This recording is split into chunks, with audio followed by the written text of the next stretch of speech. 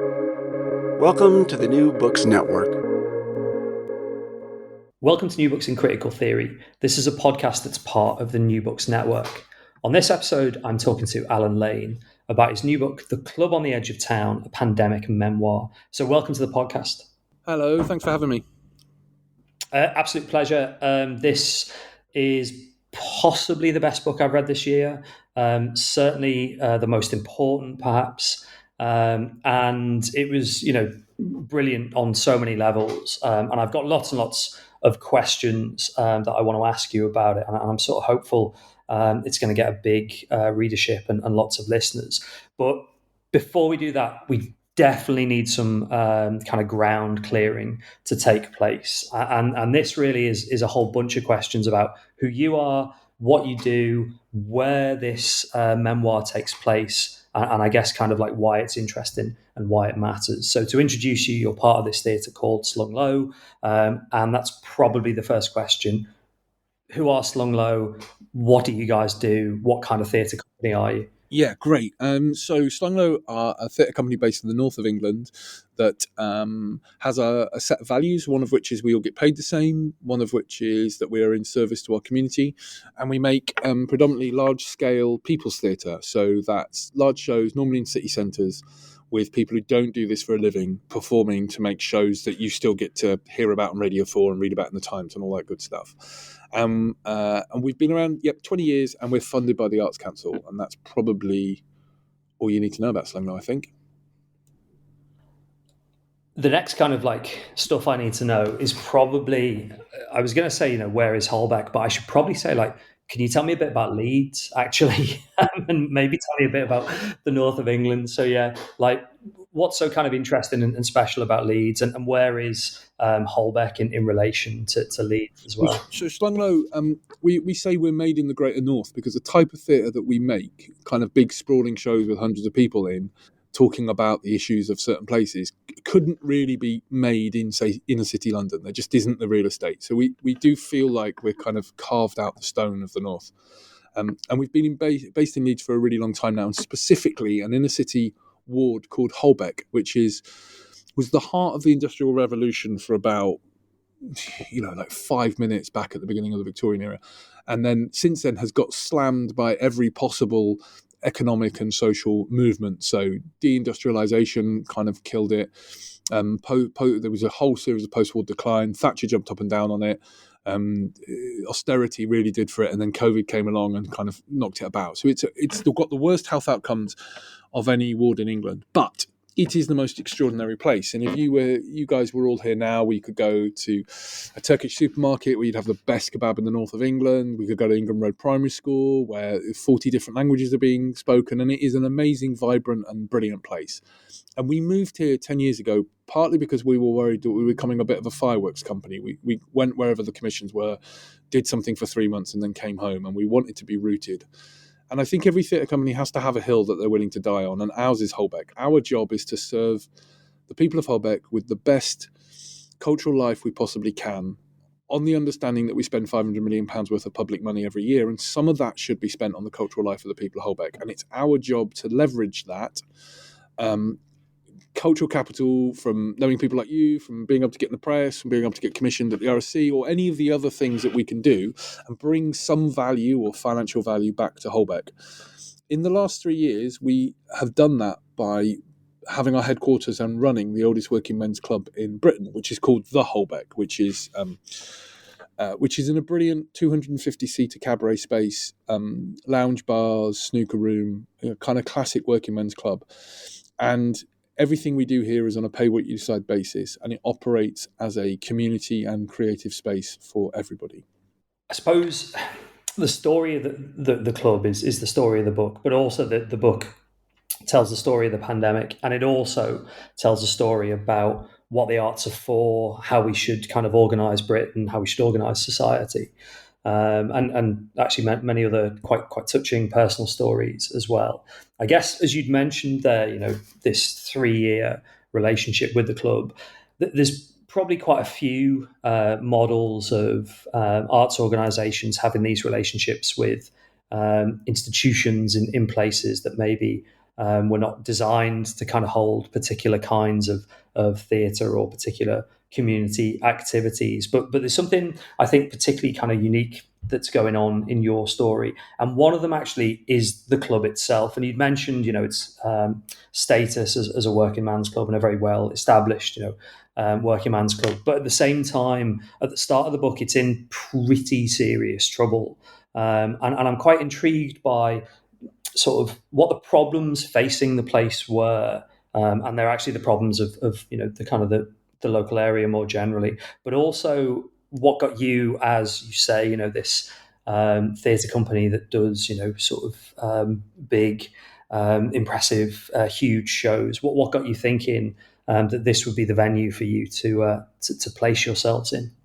So I think immediately the problems were that this is a members club that is reliant in their current business model on people coming into a room with no windows and spending large amounts of money on booze in order to keep a much larger building open. And so, like all clubs, social clubs like this, the decline in drinking, the increase in home drinking, the decline in when they brought in the smoking ban, and also the communities moving in around the club that either don't have a cultural history of drinking in places like this or just don't drink. All of that contributes to the fact that the sort of post-war model of a bar that makes money in order to be a social space for the people of a place, it just doesn't work anymore. People don't drink enough. What I find absolutely fascinating, and the reason why I got really excited about the club, was this place was built in 1877 and it didn't have a bar for 50 years. It was a lecture hall and a games room. It was a place where people came to be entertained and educated. It was only in the 20th century, when the kind of the subs decreased because wages went lower, that they decided to kind of, if you like, capitalize on the fact that so much of their workforce were alcoholics, that if men were going to go and spend money in a place, they might as well be owned cooperatively by the community, which is brilliant because everybody got to go on holiday to Blackpool, but is as flawed as any other model. The thing that's really catching up with this club, and was catching up with this club and is catching up with lots of others, is that it only defines its community as a very small slither of Holbeck. In this instance, sometimes that's along racial issues, sometimes it's along gender issues, but in this instance, it literally defines people who want to come to a place and drink. Now, like any community, Holbeck is diverse, but it doesn't have people who want to do that. So the problem we found when we arrived was that it was in unbelievable amounts of debt, and its business plan was just going to increase that debt because it could not sell enough booze. Now, we believe that if you're going to have a theatre company in the neighbourhood, there should be some perks. So we do a lot of Christmas, we do a lot with the local schools, we lend out our van. There should just be perks to having professional artists knocking around the place. And for us, one of those was, we've got to have an office. We might as well have an office here. And along the way, we were able to bring a kind of real financial stability to the club. But based on, and this was the argument that we've never really been able to win with the members, based on the idea that the building can be more useful to its community, it can be useful to its community in more ways than just providing booze. And that, I think, is at the heart of nearly all of these social clubs, where retired people simply cannot believe that people want to spend their social time in other ways other than drinking alcohol. And I think that's a real kind of intellectual problem, right at the heart of the philosophies of this club. But for the last 3 years, it's been a community and social club, and it's financially thrived as a result of it, but not because we've sold more beer. The sort of front end of the book, you do two things. You set out what you were doing initially, and you've sort of gestured to that already, the sense of doing something, a range of some things that were not just selling booze to the usual suspects. But at the same time, you kind of grapple with this big idea about what cultural democracy might be like for the theatre company, the local area, and I think more sort of generally. And I suppose understanding this idea of cultural democracy gives us a route into the kind of activities you did. So what is that term, and what does that idea mean? Well, I mean, I'm loath to define it in front of an academic, but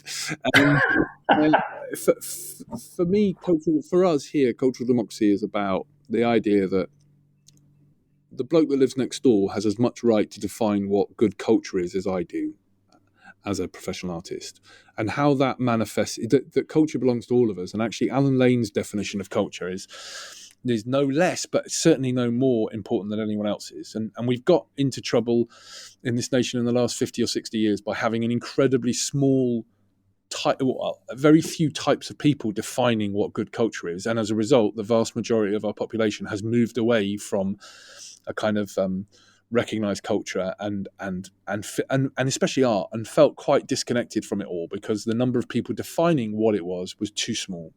And so here in like practically what that means for us in the Holdback is that if you're part of our community, you can program whatever you want. If you come to me and say, I really want a comedy about the Old Testament, I'll find a comedy about the Old Testament. If you come to me and say, I don't want you to program anything, Alan, I want the room because I'm going to put on my own event, then we'll get out of the way. If that involves hoovering up after you and putting the sound system on, then that's what we need to do. And actually what we've discovered in having a kind of almost basically open policy when it comes to who gets to operate the levers of cultural power, such as they are in Sunglow, is that everything works. Pretty much everything, apart from a few sort of fundraisers for political parties and some other stuff like that, has been successful within its own terms. So when the bloke down the road puts a Battle of the Bands on because his neighbour's got his bike nicked and he wants to raise money for it, me and you, as people who go to the theatre a lot, might sit and watch that show and go, Jesus Christ, this is a car crash. It's not very slick. However, the people who are there have a whale of a time, and the bands sing, and that's their point, and they raise loads of money, and the guy gets his bike back. We've lived in a world for too long where I suppose people like me and you come along and go, no, that won't do. Or even worse, we go, oh, there's a risk to putting this on. And you go, what's the risk? Because I have had award-winning, celebrated national newspaper talked about theatre here, of which 3 people have come and watched. And apparently that is not as much of a risk as letting Bronya crack on and put a birthday party on for her grandmother, where 200 people will come and sing and dance and do all the things that we might want them to do at a piece of theatre.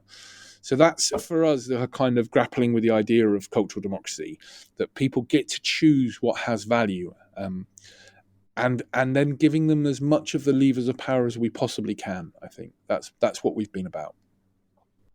I mean, that choice, I think there are a few people who will be listening to this podcast that would sort of disagree with that, and I think you'd have a sense of like, that sounds amazing, everything should be like that. But one of the things that I really like about the book is you don't shy away from the difficulty of choices, and particularly how parts of the institution were sort of quite, I guess, hostile to some of that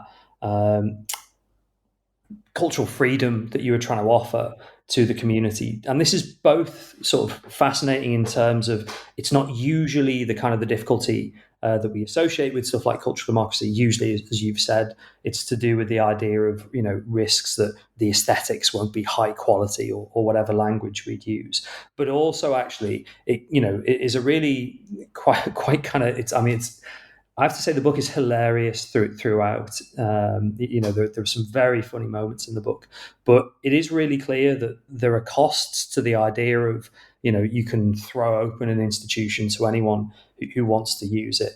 So I'm interested in what some of the tensions were with the Working Man's Club as a kind of an institution and an organisation. There are various, as I say, hilarious things where it turns out, comedy riffs on the Prime Minister looking like a mop are massive kind of culture war battlegrounds with some of the existing members. Yeah, I suppose one of our mottos here is that everybody gets what they want, but crucially, nobody gets to stop other people having what they want. And it's always the second part of that sentence.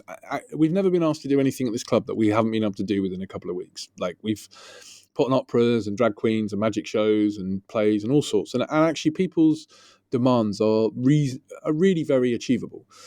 What we've had massive amounts of problem with is people not wanting other people to have what they want. So some of that is just, the classic slung-low struggle, which is the powers that be in the arts don't like the idea that everyone might get to define what good art is because they've had that position of authority and they don't want to give it up.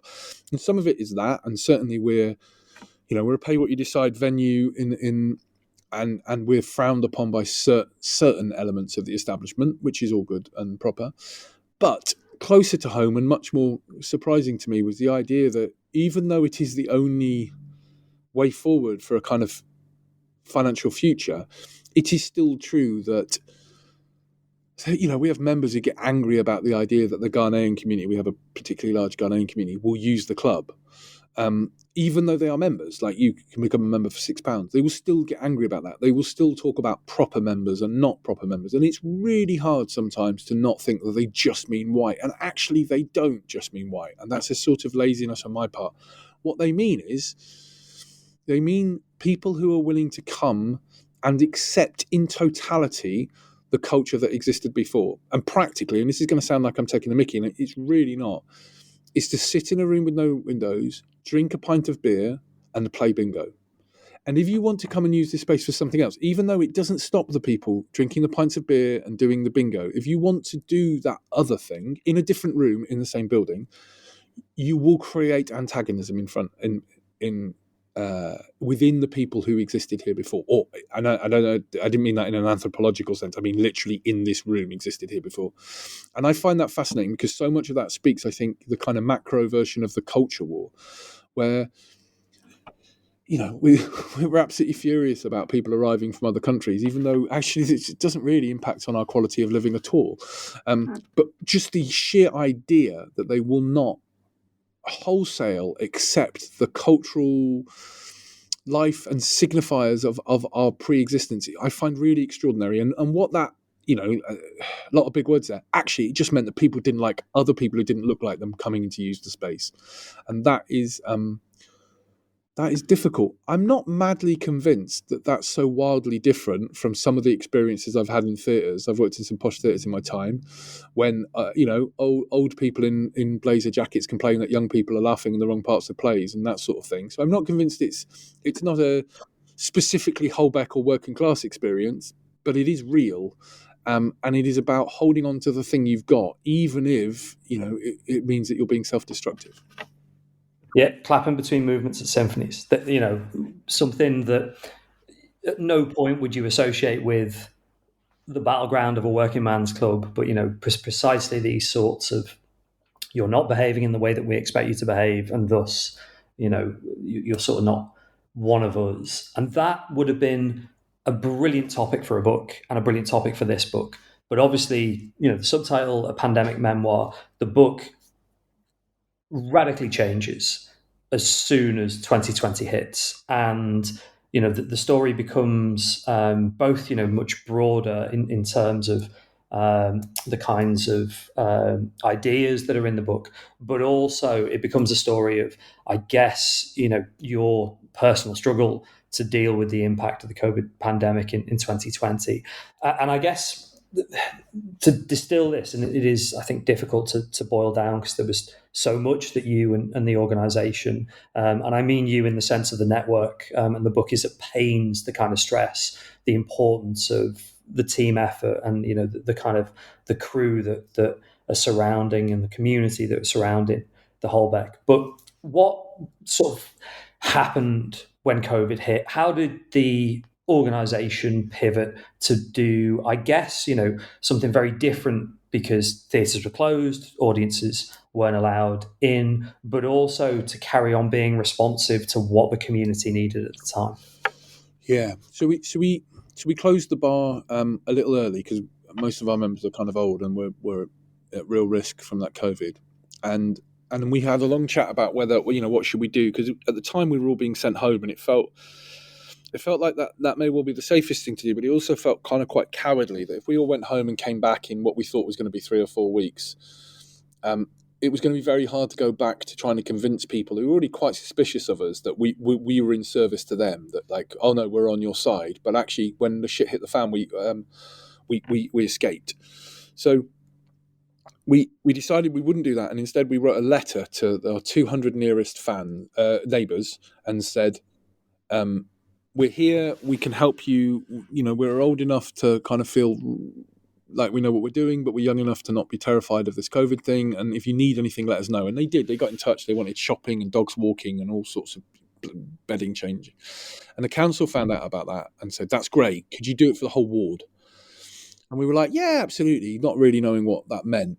And so what it meant was that the ward of 2,500, well, in the end, 8,500 households, if you rang Leeds City Council saying you needed help during COVID time, you were put through to us.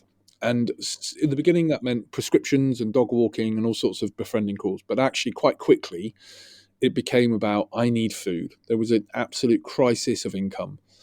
And some of that in the beginning was to do about not being able to physically access food, but actually that was just disguising the real problem, which was people did not have enough money to feed their families. And so we became what we learned was a non-means tested self-referral food bank, which meant that if you lived in Leeds, full stop, and you asked us for food, we would provide it. And in the end, over 15 months, we would do 15,202 food deliveries, which is a lot. And we got down towards the end, kind of doing 400 deliveries in a day. And in order to do that, we needed to shift everything we were doing. But one of the arguments we kept having was that it was just an extension of what we were doing, but in different forms. So we were still serving our community, and we were still using a lot of the logistical skills that we had before. And crucially, we were telling the story. We were still storytelling, and we had to raise a lot of money. And the best, quickest way of raising the money was having me go and talk about the food bank anywhere, and we would get money. And so there was still a sense that we were just adapting our theatre skills in order to be in service in a different way. Although, obviously, it involved, lots of lorries full of baked beans and all that stuff. But it was still the same mission if it's presenting itself in a slightly different way. I mean, actually, one way of distilling that is something like the LS11 Art Gallery project, which is bound up with you delivering food and the kinds of presence you've got going round and about the ward, round and about the community, but at the same time thinking about the idea of it's still possible to do art within this, and also which the payoff to the chapter, you're at pains to stress how working with the council, these are good people, none of these people are kind of particularly evil or nasty, but also it tells you something about running up against bureaucracy that is really struggling to do what it needs to do to provide for people, but also at the same time is set up in a way to kind of stop things happening. So yeah, what was the story of the LS11 Art Gallery? So when we started delivering all this food, which meant that we had a kind of privilege, we were allowed to leave our house. In that first lockdown, no one was allowed to leave. You got to do your Boris Bimble for an hour, and we were out all the time delivering food, collecting food. And so we realised people were in their houses and scared. So we dropped a letter through. We pretty much flyered the entire ward, saying, "Look, you're trapped in your house and you're scared, but you're still brilliant. So make a piece of art, take a picture, do a painting, whatever it is, and then ring us on this number, and we'll come and take a picture of it. And then we would have that printed on weatherproof boards and put them up at A0 and then put them all the lampposts, so that when you went for your Boris Bimble, you would see the kind of art of your neighbours, and it was incredibly popular. It was it was an idea that I wasn't very taken with at first. It was the rest of the gang, and goes to prove how much I know. It was incredibly popular, and the thing, firstly, the quality of the work was extraordinary. By any sort of objective measure, it was brilliant art. And then the second thing is that it would go missing, and people would ring and say the picture's gone missing, but it wasn't vandalised. People were stealing them and putting them up in their homes. And they were putting up the art of their neighbours in their homes so they could look at it more. And I found that extraordinary. It was brilliant. But and it proved to be very popular, and it was on the telly and everything else. And one night I was having a bath and the phone rang, and it was the chief lamppost engineer of Leeds City Council, who had seen us on the telly and was furious that we'd done this unbelievably dangerous thing. And I think you're right in that. I mean, this guy was a nice guy. Everyone at the council was trying their hardest, but he spent a good 10 minutes explaining how what I'd done was really dangerous, and I was for the high jump, and all this good stuff, and that was followed by 10 minutes of me explaining to him that it had actually been commissioned by Leeds City Council, and I could go and take it down, but he would have to promise me that I wouldn't have to pay him all his money back, and I think. The thing the whole food bank, but especially that moment, taught me was that there's no such thing as Leeds City Council. There is a huge sprawling bureaucracy that it's not that the left hand doesn't know what the right hand's doing. The right hand simply does not think it's the right hand. The number of people, it's the same with the Arts Council. You sit down with people and they go, "Oh, I'm not really the Arts Council." And you're like, well, you got a full-time job there. It feels like you are. And they're like, yeah, no, but I'm just playing the game. And actually, I've never really met anybody who was like yeah, I'm really into what the Leeds City Council's doing. And I'm like, well, and so much of it, the using the green space more versus the actually how the parks are patrolled policy are at complete loggerheads. They're funding us to be a food bank whilst a different part of the council telling us not to give away food. The paying for us to do a lamppost gallery, the chief lamppost engineer getting furious and threatening me with all sorts of nonsense.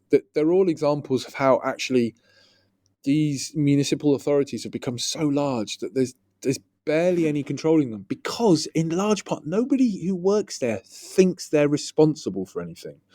And that's what we discovered with the food bank thing, where we would run up against genuine, real, legal opposition from the same organisation who was funding us to do the thing we were doing. And that was a real eye-opener. The amount of bureaucracy and politics involved in giving away free bread I thought the theatre world was bad, but it's absolutely nothing in comparison to the social care world. It was extraordinary.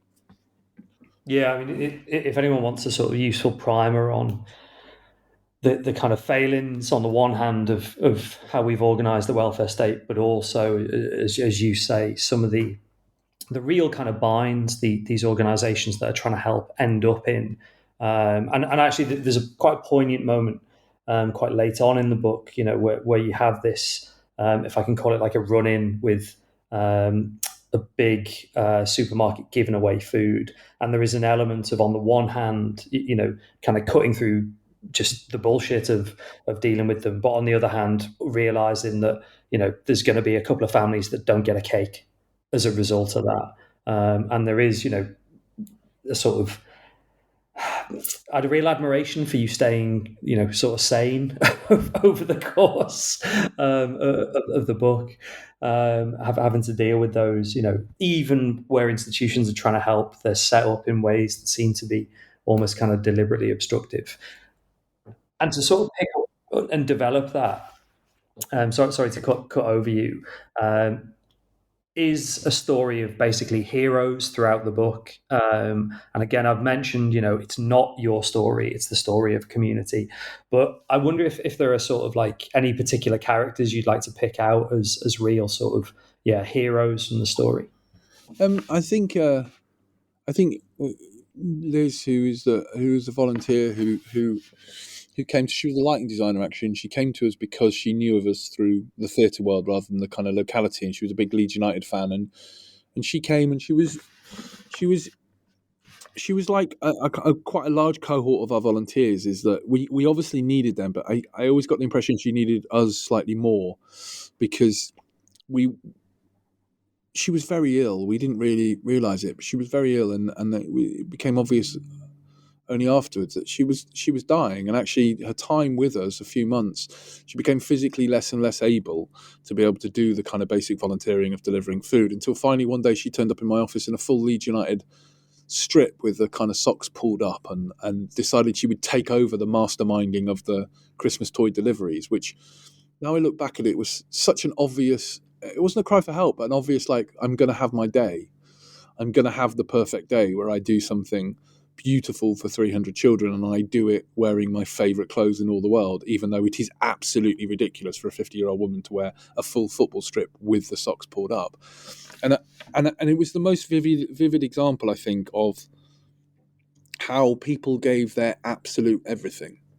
The people and in return got their absolute everything. So they were, we clearly were a sort of source of stability for her over those months, which must have been, I mean, she never spoke about it, which I find incredibly sad, but they must have been horrendous to be dying in that environment of COVID, where you couldn't move around, you couldn't go see people, you couldn't hold people, and she replaced all of that with masterminding the giving away of 300 toys to children who wouldn't otherwise get them, whilst wearing a football strip, and that as an example of living your best life, which sort of inspires me. I'm like, good for you, Liz. We were really lucky. We were really lucky. We were backed up by amazing volunteers who gave their all, but also by some people within the system of the city council who very quietly and without ever a curtain call sort of gently managed to keep us going, even in the face of quite a lot of corporate desire for us to stop. It's even for a Labour council, it's quite the act of political radicalism to have a food bank decide they're just going to give food to whoever wants it, and it was only after the fact that we realised there was quite a few bureaucrats who were doing a really good job of protecting us from getting shut down, and I think those people are sort of are one of the many quiet heroes of this time. Yeah, the book is absolutely full of them, and each of them has even the sort of relatively minor characters has an important role in basically ensuring what happened in 2020 happened, and in some ways perhaps offering a kind of a blueprint of what an arts organization can and possibly should be. And one of my sort of concluding questions before I can, well, I don't know what that was, before I come to a general question about what's happening now, is posed by one of the chapters in the book. And really this is a code for like, what did the cultural sector think? But you call one of the chapters, why does a theatre company run a food bank? And I'm intrigued by your answer to that. Well, I mean, there's the kind of basic answer, which is we are in service to the people of Holbeck, and we are committed to giving the best cultural life possible. Now, in an ideal world, I would want that to be high days and holidays and things, magical, impossible things for them to see and experience and do. But none of that was possible during that time. And the thing that really struck and was just so clear to us was that just because none of that was possible doesn't mean that mission ever got cancelled. So we're not for selling tickets. We're not even for putting shows on. Ideally, if I had my own way, we're for big outdoor shows with lots of fire and lots of joy and lots of magic. But if we can't be for that, that doesn't mean we stop, because that's not our mission. Our mission isn't to do that. That's just the mechanism by which we achieve it. Our mission is to give the best possible cultural life to the people of Holbeck. That's our job. And if they shut the theatres, then that job still exists. You just, the tool you have to do it with isn't there anymore. And one of the things we talk about very clearly is, we do pay what you decide. We bring big artists in and we make them perform in accessible ways.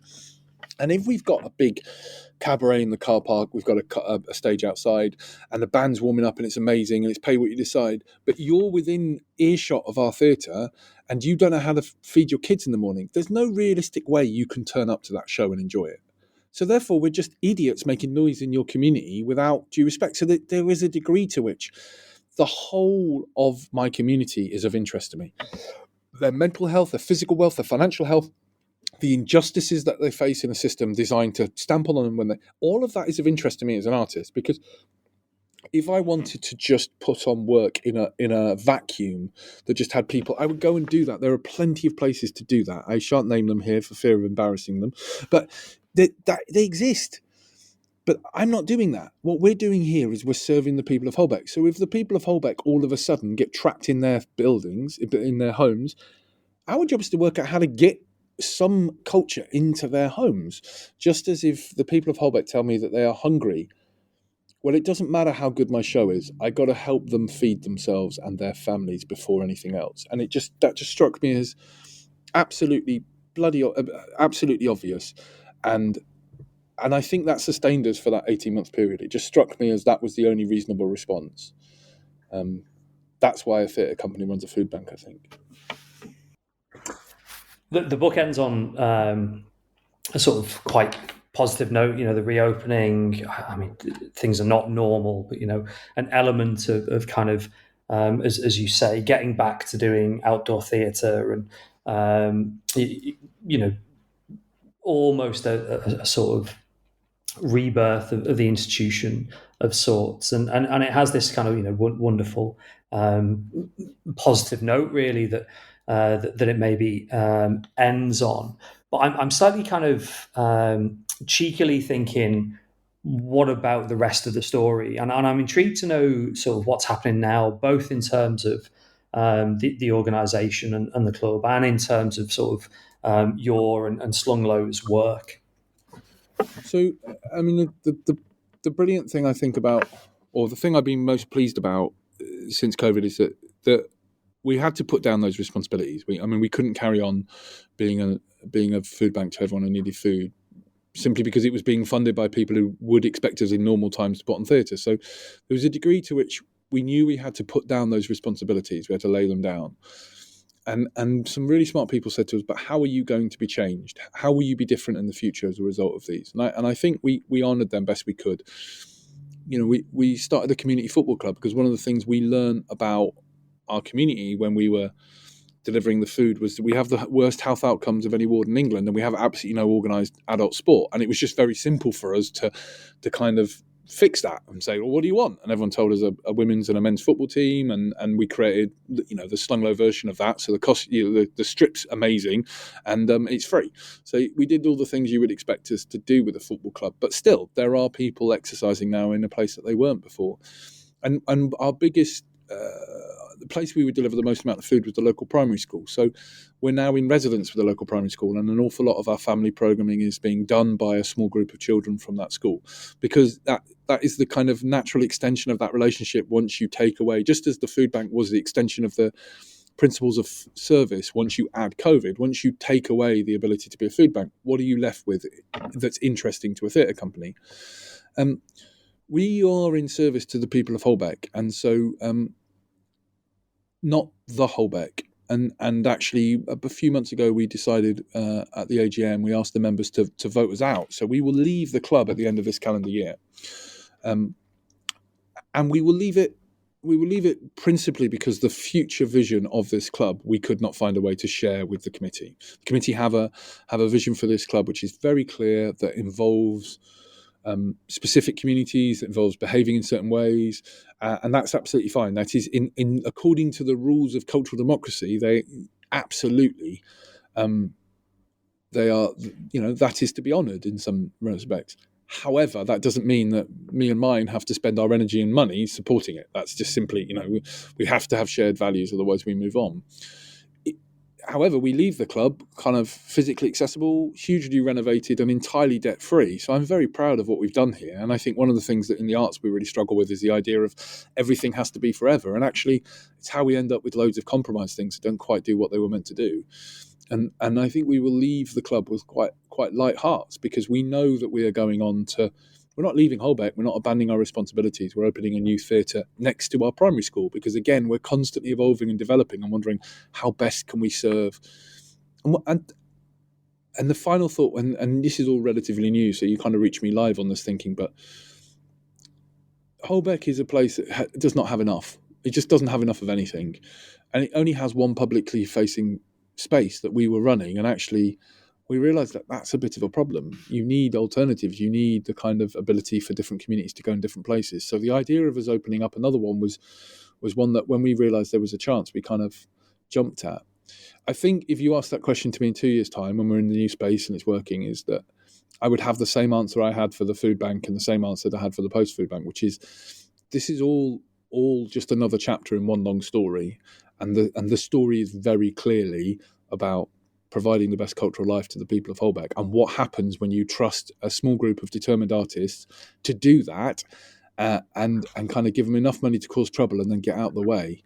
And I think that this is just the next really exciting chapter in that story.